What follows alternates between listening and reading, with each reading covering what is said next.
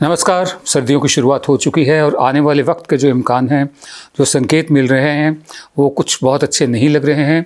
हज़ारों की तादाद में किसान जो हैं इस वक्त दिल्ली के जो बॉर्डर्स हैं, 5 बॉर्डर्स हैं, वहाँ पर डटे हुए हैं और सोच समझ कर आए हैं, मन बना कर आए हैं कि चाहे 6 महीने लगे, चाहे साल लगे, हम यहाँ से नहीं जाएंगे जब तक कि 3 कानून जो बनाए गए हैं खेती किसानी को लेकर वो नहीं खारिज किए जाते, रद्द किए जाते, और जब तक एमएसपी को लिखित रूप में नहीं बताया जाता कि हाँ एमएसपी बनी रहेगी, और वो भी एमएसपी एमएस स्वामीनाथन फॉर्मूला वाली, जिसमें मतलब ज़मीन की कीमत भी है या किराया है, उसमें जो घर के लोग काम करते हैं खेत पे उनकी जो मजदूरी है वो भी लगेगी, बीज खाद ट्रैक्टर वगैरह वो भी, और जितनी लागत आती है उसका 50% और दिया जाएगा। उनकी मांग ये है कि एमएसपी, अगर सरकार कह रही है बार बार कि एमएसपी हम देंगे, हम दे रहे हैं, एमएसपी नहीं हटा रहे हैं, तो सिर्फ मौखिक है, वर्बल है, जो सालों साल से चला आ रहा है, तो उसको आप लिख दीजिए, कानून बना दीजिए। दूसरी तरफ प्रधान सेवक आज बनारस में थे, उन्होंने कहा है कि मतलब जो किसान की जो खुद मुख्तारी है फैसला लेने की, उसको कॉम्प्रोमाइज़ नहीं किया जाएगा, और उसकी गारंटी उन्होंने ली। और उसके अलावा उन्होंने ये भी कहा कि पहले वाला सिस्टम जो था वो बेहतर था, तो ये वाले जो नए कानून है वो उसको कैसे रोकने जा रहे हैं? वो नहीं रोकने जा रहे हैं। जो नया ओपन मार्केट सिस्टम है, इसका मतलब ये होगा कि जो पारंपरिक मंडियां हैं वो भी बनी रहेंगी, और सपोर्ट प्राइसेस जो सरकार ने, एमएसपी सरकार ने मतलब जो फिक्स कर रखे हैं वो भी बने रहेंगे, लेकिन लिखित नहीं है ये भी। तो उनका ये कहना है कि जो नए कानून हैं वो पुराने सिस्टम को रोकते नहीं हैं। बहरहाल इस वक्त जो हालात हैं वो ये है कि दिल्ली का जो बॉर्डर है, जो जीटी रोड पे लगता है, सिंघू बॉर्डर सोनीपत से आता है, जिसके ज़रिए पंजाब के किसान, हरियाणा के किसान यहाँ तक पहुँचे हैं और दिल्ली में आ चुके हैं। बुराड़ी नहीं जा रहे हैं। उनका कहना है ये ओपन जेल होगी बुराड़ी गए तो। और बुराड़ी अगर अब मेरे घर के बहुत नज़दीक है ये सारा इलाका।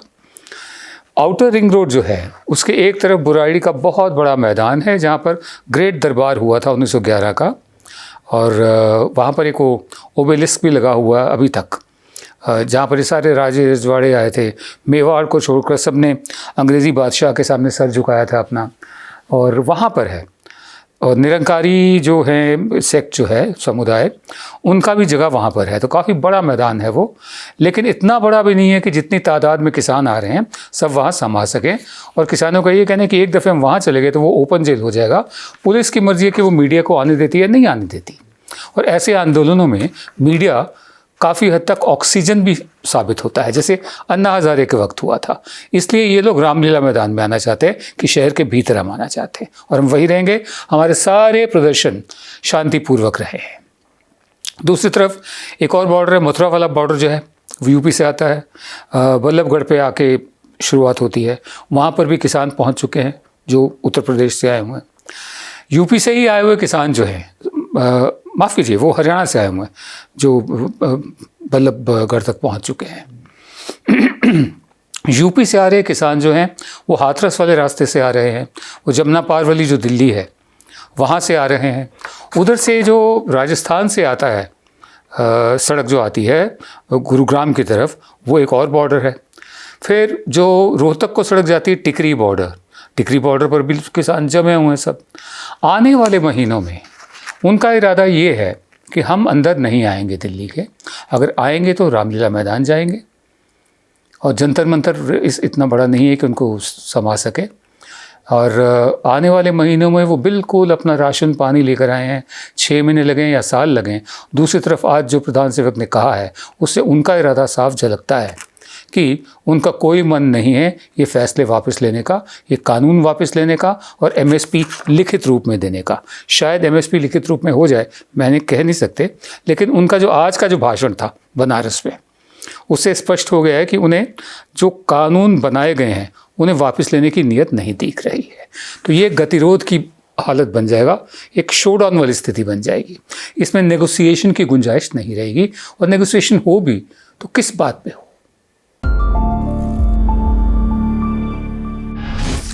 पुणे में एक कंपनी है सीरम इंस्टीट्यूट ऑफ इंडिया, बहुत मशहूर, बहुत पुरानी कंपनी है, सबसे ज़्यादा दवाइयाँ ये बनाती है, बहुत बड़ी तादाद में बनाती है। सारस पूनावाला की ये कंपनी है, उनके घोड़े भी हैं पूना के रेस कोर्स में, तो मैंने जाकर देखा, उनका घर भी देखा और उनके घोड़े भी देखे हैं। तो उन्होंने जो कोविड के लिए एक वैक्सीन बनाई, जिसको देखने के लिए जायज़ा लेने के लिए प्रधान सेवक भी वहाँ पर गए थे, उसको लेकर एक बहुत बड़ा विवाद खड़ा हो गया। दरअसल एक वॉलंटियर के ऊपर जो टेस्ट की गई उसको बहुत बुरा रिएक्शन हो गया। मैं आपको बताऊं कि क्या हुआ था। उसने 5 करोड़ का मुकदमा इन पर कर दिया, सीरम इंस्टीट्यूट ऑफ इंडिया और बाकी 2 और कंपनियों पर, कि उसके बाद मैगजीन जब जो वैक्सीन है, जब वो वैक्सीन उसको लगाई गई ट्रायल के तौर पर, उसने वॉलंटियर किया था, तो उसकी हालत में ख़राबी होनी शुरू हो गई। और जो हालत जो उसकी ख़राब हुई, साइड इफ़ेक्ट्स हुए वर्चुअल न्यूरोलॉजिकल ब्रेकडाउन, मतलब जैसे एकदम नर्व्स ब्रेकडाउन हो जाता है, न्यूरोलॉजिकल ब्रेकडाउन, और इम्पेयरमेंट ऑफ कॉग्निटिव फंक्शंस, जो पहचानने की जो एक हमें क्षमता होती है वो ख़त्म हो गई उसकी।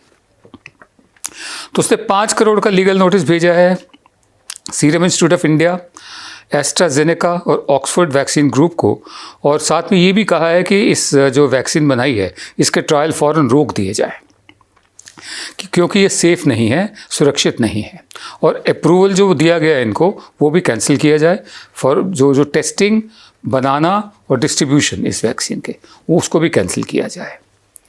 तो drugs controller general of India इसको प्रूव कर रहा है, इसकी जांच कर रहा है, पड़ताल कर रहा है। उधर सीरम इंस्टीट्यूट का कहना है कि जो ये किया गया है, ये एलिगेशन जो है, आरोप जो है, ये मेलिशियस एंड मिसकंसीव्ड है, ये सही नहीं है और गलत फहमी से भरे हुए हैं। सीरम इंस्टीट्यूट ऑफ इंडिया को सहानुभूति है इस वॉलंटियर के साथ जो हुआ है, जो उनकी मेडिकल कंडीशन है, लेकिन वैक्सीन से इसका कोई मतलब ही नहीं है। वॉलंटियर को पहले ही बता दिया गया था कि तुम्हारी जो हालत है इसका वैक्सीन से कोई मतलब नहीं है। In spite of specifically being made aware of the same, he still chose to go public and malign the reputation of the company. हालांकि उनको साफ बता दिया गया था, बावजूद इसके उन्होंने जनता के सामने खुलकर ये बोलना उचित समझा। It is evident that the intention behind the spreading of such malicious information is an oblique pecuniary motive. स्पष्ट है कि इस तरह की बात कहने के पीछे उनकी नीयत ये है कि कुछ पैसा निकाला जाए, एक्सटॉर्ट किया जाए, झपट लिया जाए। 40 साल की उम्र है जिसके साथ ये ऐसी बात हुई है। उधर जो drugs controller general of India हैं, उनका कहना है, और ICMR जो हैं, ICMR के समीरन पाडा, उनका कहना है, एनी हरीड इंक्वायरी और inference is prone to be wrong. जल्दबाजी में की गई कोई भी जांच गलत भी साबित हो सकती है। Both the institutional ethics committee and the DCGI are investigating the causal links. जो DCGI है और हम भी, ICMR भी, हम देख रहे हैं कि इसका कारण क्या हो सकता है। कॉजल लिंक्स हैं, एक कॉज एंड इफेक्ट जैसे होता है, एक कॉजल लिंक्स भी इसमें हैं क्या? अगर होते हैं, मतलब इन दोनों का कोई संबंध भी है, इसकी जांच हम जल्दबाजी में नहीं करना चाहते। हमने कुछ दिन पहले, मेरे ख्याल पिछले हफ्ते ये कहा था कि एक पोस्ट हमने पढ़ी थी, उसमें यह था कि 12 अप्रैल 1955 में जब जोनास सॉल्क ने पोलियो की दवाई ईजाद की थी, तो उसके बाद एक लेबोरेटरीज थी कैलिफोर्निया की, कटर लेबोरेटरीज, उनको भी लाइसेंस दिया गया था। उन्होंने बहुत धड़ाधड़ बनाकर जमा करनी शुरू कर दी थी कि जैसे ही इजाज़त मिलेगी बेचने की, उनके पास बहुत बड़ा स्टॉक होगा। अमूमन ऐसा ही होता है, हमारे यहाँ भी ऐसा ही होगा अगर ये ट्रायल अभी रोके ना गए तो। तो जब वो बनाए हैं उन्होंने, तो एक बैच ऐसा चला गया, बन गया, जिसमें 1,20,000 डोजेस थी पोलियो वैक्सीन की। उसमें लाइव पोलियो वायरस चला गया था गलती से, ठीक है, जबकि लाइव नहीं जाना चाहिए था, इनएक्टिवेटेड वायरस वैक्सीन होना चाहिए था। जो पोलियो वायरस होना चाहिए था वो इनएक्टिवेटेड, जो सक्रिय ना हो वो होना चाहिए था, लेकिन सक्रिय वाला चला गया उसमें 1,20,000 डोजेज में। उससे क्या हुआ, 40,000 जो लोग थे उनको अबॉर्टिव पोलियोमाइलाइटिस हो गया। एक ऐसी बीमारी है जिसमें सेंट्रल नर्वस सिस्टम शामिल नहीं होता है। 56 जो लोग थे उनको पैरालिटिक पोलियोमाइलाइटिस हो गया, मतलब जो पैरालिसिस वाला पोलियो। जिसमें से 5 बच्चों की मौत हो गई और एक एपिडेमिक सा हो गया एक तरह से। 113 लोग इसमें पैरालाइज हो गए और 5 मारे गए थे। तो हमने तब भी कहा था, आज भी कह रहे हैं कि it's better to let the testing protocols be followed. Testing के सारे प्रोटोकॉल फॉलो हो जाएं, जब पूरी तरह ठोक पीट के जांच करके जब हो जाए स्पष्ट कि हाँ यही दवा सही है और महफूज है, सुरक्षित है, तब उसे मार्केट में आने दिया जाए। जहाँ इतना इंतज़ार कर लिया है, कुछ हफ्तों का या 1 आध महीने का, 2 महीने का इंतज़ार और भी किया जा सकता है।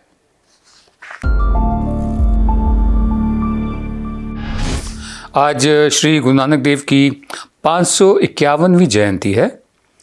सबको प्रकाश पर्व की शुभकामनाएं और मुबारक। गुरु नानक देव जी का जन्म हुआ था यूँ तो 29 नवंबर 1469 बताते हैं, लेकिन नानक शाही कैलेंडर के हिसाब से आज 30 नवंबर, और 22 सितंबर 1539 में 70 साल की उम्र में गुरु नानक जी दुनिया को छोड़कर चले गए थे। उनकी वाणी आज भी गूंजती है। ये उन्होंने ही लिखा था, बहुत मशहूर है, आपने सुना होगा। कोई बोले राम राम कोई खुदाए, कोई बोले राम राम कोई खुदाए, कोई सेवे गोसैया, कोई गो की सेवा करता है, कोई अलाए, कोई अल्लाह को मानता है। कारण करन करीम कृपा धार रहीम, कोई नावे तीरथ, कोई नहाए तीरथ पर जाकर, कोई हज जाए, कोई करे पूजा, कोई सिर निवाए सजदा करे, कोई पढ़े वेद, कोई कुतैब, कोई ओढ़े नील तो कोई सफ़ेद, कोई कहे तुर्क, कोई कहे हिंदू, कोई बाशे बिष्ट, कोई स्वर्गिंदु, कहो नानक जिन हुक्म पछाता। कहो नानक जिन हुक्म पछाता, प्रभु साहिब का थिन भेद जाता। प्रभु का भेद जान लिया जिसने हुक्म को पहचान लिया। अब देखिए, कबीर की परंपरा भी रही है, गुरु नानक की परंपरा भी है। यहाँ पर एक पूरी की पूरी भक्ति मूवमेंट रही है। और एक तरफ सूफ़ी, एक तरफ भक्ति। ये उस दौर की बात है जब 14वीं सदी के मध्य में, 15वीं सदी के मध्य तक ये चलता जा रहा था। अब देखिए, दोनों के बातें एक सी हैं एकदम। कबीर ने भी कहा है, गुरु नानक ने भी वही बात कही है, दो ही जगदीश कहाँ ते आए। जगत के 2 ईश ये कहाँ से आए, 2 कैसे आ गए। दुई जगदीश कहाँ ते आए, कह कोने भरमाया, कौन भ्रम फैला रहा है। अल्लाह राम रहीम केशव हरि हजरत नाम धराया। वही महादेव वही मोहम्मद ब्रह्मा आदम कहिए, वही महादेव वही मोहम्मद ब्रह्मा आदम कहिए। कोई हिंदू कोई तुर्क कहावे एक ज़मीं पर रहिए, कोई हिंदू कोई तुर्क कहावे एक ज़मीं पर रहिए। वेद किताब पढ़े वे खुतबा वे मौलाना वे पांडे, वेद किताब पढ़े वे खुतबा वे मौलाना वे पांडे। विगत विगत ते नाम धराया, अलग अलग नाम धरा दिए। विगत विगत ते नाम धराया, एक मिट्टी के भांडे, एक ही मिट्टी के बर्तन है सब। कोई बोले राम राम कोई खुदा है। नमस्कार। अब खबरें पाइए सबसे पहले हमारे मोबाइल न्यूज एप्लीकेशन पर। एंड्रॉइड या iOS प्लेटफॉर्म पर जाइए, HW न्यूज नेटवर्क को सर्च कीजिए, डाउनलोड कीजिए और अपनी सुविधानुसार भाषा का चयन कीजिए। खबरों की भीड़ में अपने काम की खबर पाते रहिए।